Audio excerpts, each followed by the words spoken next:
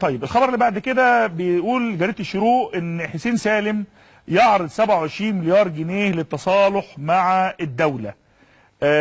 27 مليار ده رقم ضخم جدا. احنا عشان نتحقق من صحة هذا معانا الأستاذ حسين سالم. أهلا بك يا فندم. مساء الخير، ازيك حبيبي، ازيك حضرتك؟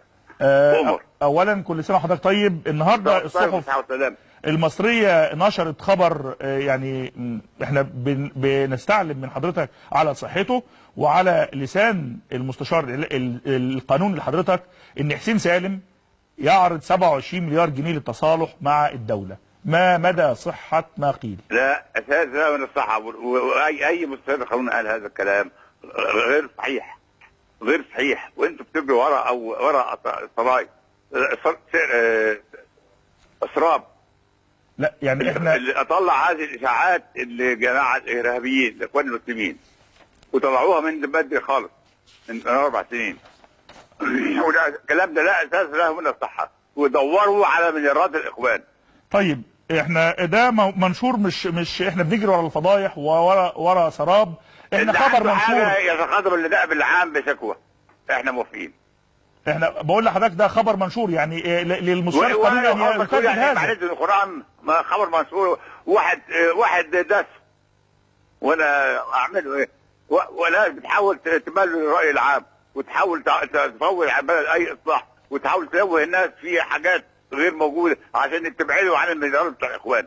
دوروا على مليارات الاخوان. طيب احنا عايزين على فكره يا استاذ حسين، احنا عايزين مليارات الاخوان ومليارات حسين سالم ايضا اذا كان حق للدوله. اذا كان في مليارات تعالوا خذوها، اسمع، خذوها انا موافق، خلاص خذوها. طيب احنا هل هناك نيه للتصالح مع الدوله المصريه ولا مفيش نيه للتصالح؟ لا اسال المسؤولين بقى، اسال المسؤولين لحد كده يا ابراهيم.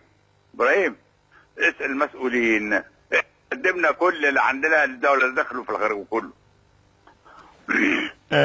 انا بشكر حضرتك بتنفي ما جرى، ويعني انا في حالة تعجب ايضا من ما قيل انه انا بسأل على حسين سالم قال لي خدوا مليارات الاخوان. لا احنا عايزين مليارات الاخوان وعايزين مليارات كل اعضاء والمستفيدين من الحزب الوطني ومن التابعين للنظام السابق بغير وجه حق. كلام واضح. احنا مش بنرمي بلانا على الناس. اللي عنده مليارات ومن طرق منضبطة حلال عليه، مبروك عليه وربنا يملها له بركة.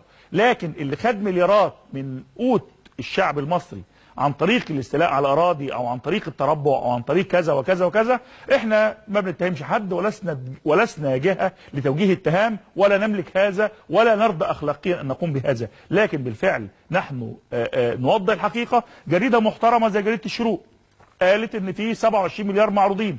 الراجل بينفي بشدة ويكاد يتهكم علينا من الخبر. فبالتالي احنا فيه هو ما بين ما يقال وبين الحقيقة.